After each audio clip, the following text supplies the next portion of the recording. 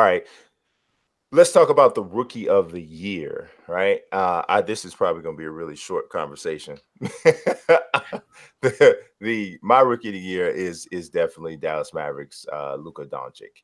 I don't think you can really make a strong case to give it to anybody else. DeAndre Ayton's having a good season. So too is Trae Young's actually been a little bit better than I thought. But it helps that he's on a team that doesn't have anything else from the perimeter. So he's getting free reign, right? But I think it's Doncic. I don't think it's close. I don't think it's close this year, but I have an interesting question because Doncic is clearly the runaway. Because not only, and let's talk about him for a second because he deserves it. My question on the Sim Hangout was, will this be a big mistake coming from Atlanta? Because that was a big move to give up the MVP of the EuroLeague at 19 years old. That's a child prodigy. Mm-hmm. And and I hadn't gotten a chance to watch full games. I watched as much footage as I could. Mm-hmm. From like YouTube and stuff of his EuroLeague stuff. And it was, even from that footage, it was like, that step back is ridiculous, which I also brought up. And it comes to fruition that, yeah, all that was real because it's the EuroLeague. This isn't this isn't Division II basketball. It's not even Division I basketball. This is the best you can get beyond the NBA. Yeah. Veteran players of extreme talent and skill. And he's 19 years old. And good coaches. And good coaches. Right, and good coaches. So, some of our coaches over there, some of our players over there, right? Mm-hmm. So it was amazing to me that they gave that up. It was also amazing to me that he didn't go first, although I understand Phoenix in terms of need. They would go with Ayton because Ayton's talent level from a big man standpoint, it could go very high. He looks good already. It could be very high. He needs to learn how to play defense. But my question to you is more going forward. Let's take Doncic out of the conversation because he's got a go-to move. He's a born leader. He's got every offensive skill in the book, right? So take Doncic aside. Who do you think will be the best rookie going forward outside of Doncic? Outside of Doncic, I think it's going to probably be Ayton. I think it's going to. I'm very impressed with what he has done. I know he's on a bad team, and I know you very rarely hear about him. Like, dude is legitimately averaging probably the quietest 16 and almost 11 that you'll ever see a rookie average. Yeah, without like people talking about him. Like, he actually has more win shares than Doncic. Like, he has 4.2 win shares. Luka Doncic has 3.2.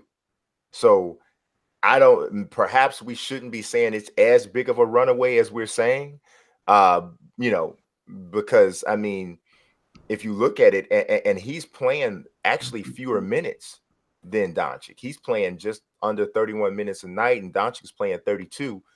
Doncic's averaging 20, but Doncic's averaging 27 and 5.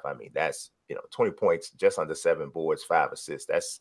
That's pretty sick for a. And again, I don't like to look at the total numbers because these are young players, and you have to look at month by month, right? So, for instance, Kevin Knox is averaging 12.7 points right now. Mm-hmm. But for December, he averaged 18 points. Yeah. So what's more important? His recent games. Oh, absolutely. Obviously. Absolutely. Yeah. I'm not going to go as far as to say Knox is the second best player in the class. I think it's possible. Mm-hmm. But I will say that as a Knicks fan, with the ninth pick, I'm glad you prefaced that. Oh, of course. No, I'm being totally realistic though. As a Knicks fan, I think at worst we got the 5th best player in the draft. Oh yeah. Now, that's not crazy. That's not crazy. Well, I don't know, man. This draft actually great draft. It's pretty strong because Bagley looks like a good player too. He's only playing 23 minutes a night. Jaren Jackson's looking good. Trae Young's looking okay. Muhammad Bamba is at least a defensive presence. Yeah, although I do think Mitch Robinson looks like he might be a better player than Mo Bamba. Mitch Robinson is the freak. Way better than when he doesn't play. Like when he plays, we're so much better. And you consider the shape that he's in and how much he's playing. Yeah. So even though Mo Bamba might turn out to be a good player, Um, it's almost hard not to consider that a miss for what was available in the draft. For Well, where I don't know, man. I think this dude is a defensive game changer. maybe, but they should have took Shea Gilgeous-Alexander, man. That kid is a gamer. Yeah, he's a good. He's a professional point guard already. Like that kid is so good. But you know, as for right now, sometimes big men take a while, which is why I give Ayton a break. My main concern with Ayton is unless you can hit the three really consistently as a big, it's very hard to be super impactful as a big in today's NBA without playing great defense. Mm-hmm. And I like most teams would rather have a Clint Capella who could switch on pick and rolls and go get it at the rim, rebounding wise on both sides, and offensively is going to, you know, score close to the basket on the pick and roll very consistently.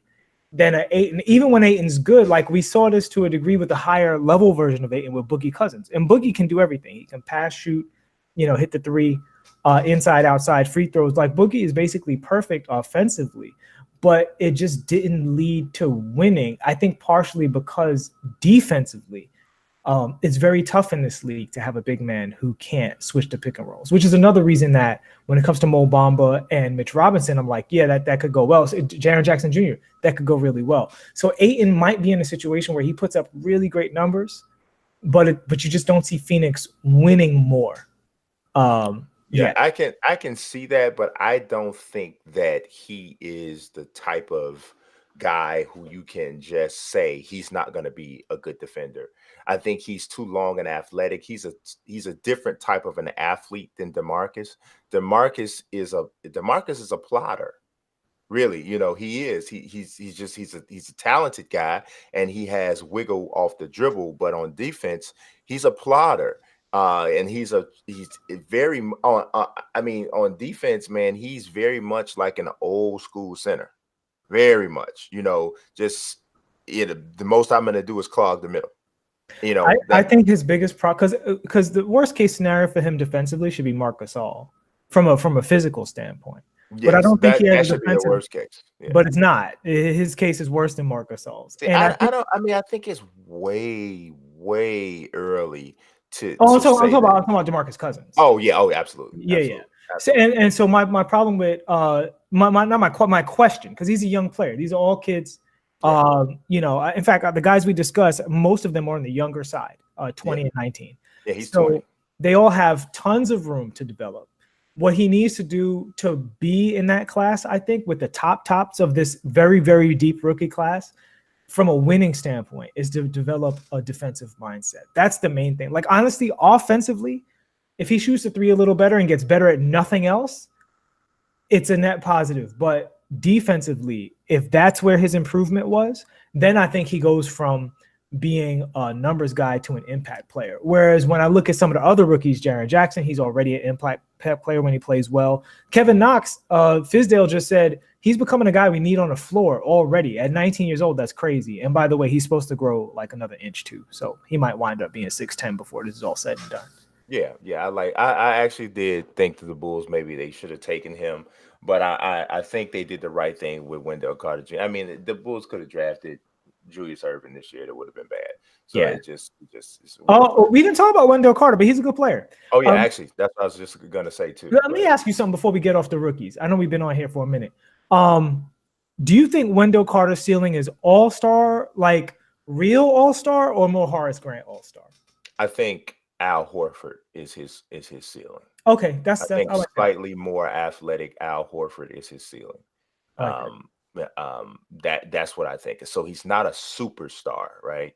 But he is a really solid winning style big man who can do a little bit of everything, and that your team is better when he's on the floor. That's what I think he could be. But I think that the Bulls are losing him mentally. They're losing him right now, because losing is one thing, but having horrible leadership, especially when you spent a year with Coach K, you're losing him. And that's why when you said earlier in the show that the Knicks are looking nearly as bad as the Bulls, that's my biggest disagreement. Or if you put a little arrow next to all of the names of the players, like a trending arrow. Oh yeah, I mean the Knicks situation is better.